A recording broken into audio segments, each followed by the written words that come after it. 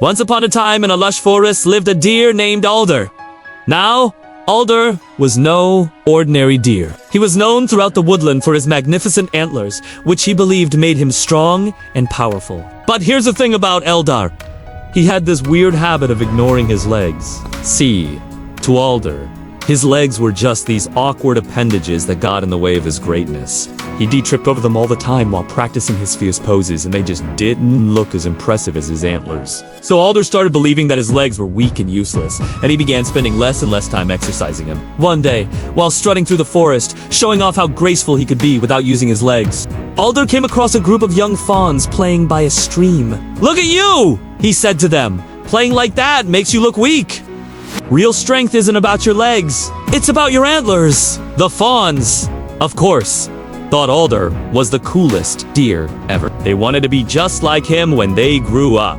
And so, they spent their days trying to grow their antlers bigger and stronger, just like Alder. Meanwhile, Alder became the self-proclaimed leader of the antlered deer, organizing contests and competitions to see who could grow the biggest and best antlers. He even started a training program, teaching other male deer how to ignore their legs and be strong and powerful. Wow.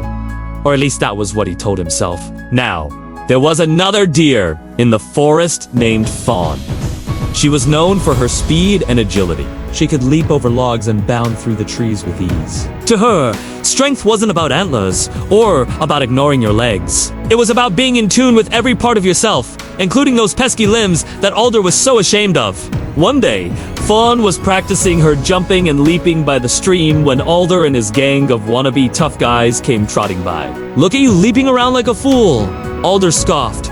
"Real strength isn't about your legs, it's about your antlers." But Fawn just smiled and kept practicing her jumps. She didn't pay any attention.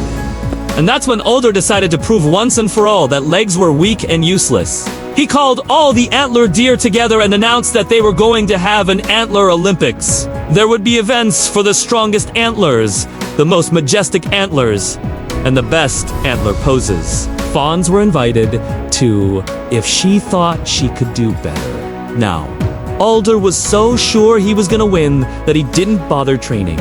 He spent his time practicing his best antler poses instead, like King of the Forest and Antler Sweep Kick. Meanwhile, Fawny and the other fawns trained hard for the event. They knew that Alder was counting on them to prove that legs weren't as strong as antlers, and they wanted to show him just how wrong he was. On the day of the Antler Olympics, all the deer gathered by the stream. There were games of antler toss, antler jousting, and antler high jump. But the most exciting event was the log roll. Two deer would stand on a log that was balanced on two stones, and then they would try to knock each other off with their antlers. In the first round, Alder went up against a young buck named Buck. Now, Bucko was one of the fawns that had been practicing hard, and though he was nervous, he was also excited. As the log started to wobble, Bucko used his antlers to try and knock Alder off, but Alder just laughed. "Is that the best you can do?" he taunted. And with a flick of his head, he sent Bucko tumbling into the water. But then Fawn stepped forward. She had watched the whole exchange with a critical eye, and now she was ready to take on the mighty Alder. "You're next," she said. And Alder couldn't help but feel a surge of pride. Finally, someone who understood the importance of antlers. "All right," he said, puffing out his chest. "Let's roll."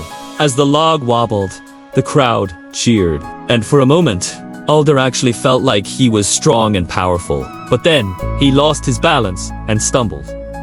And that's when Fawn struck. She lunged forward and with a swift kick of a hoof, sent Alder crashing into the water. The crowd gasped, but Fawny just stood there with a smug smile on her face. Alder, dripping wet and covered in mud, glared at Fawny. But before he could say anything, Bucko swam over and nudged him with his shoulder. "Good job," he said. "I knew you could do it." And that's when Alder realized something. The reason he hated his legs was because he'd always tried to deny a part of himself. He'd ignored his legs and tried to become something he wasn't. But strength wasn't about being a certain way. It was about embracing who you are, legs and all. He looked over at Fawny, who was helping the other fawns with their training, and he realized that she wasn't just strong because of her legs, but because she embraced all parts of herself. In that moment, Alder knew he had to change. He started by apologizing to Fawny for being such a jerk.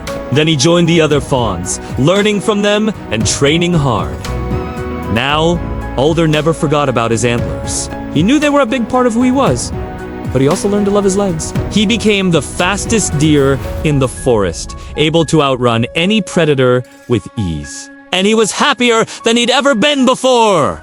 From that day on, Alder and Fawny became the best of friends. They trained together, played together, and led the other deer in fun games that included both their antlers and their legs. And everyone in the forest was stronger and happier because of it. So if you ever meet a deer who ignores his legs, remember to tell him about the proud deer who learned that real strength is about embracing who you are, not denying it. Thank you for listening! If you enjoyed this story, please leave a like and subscribe for more.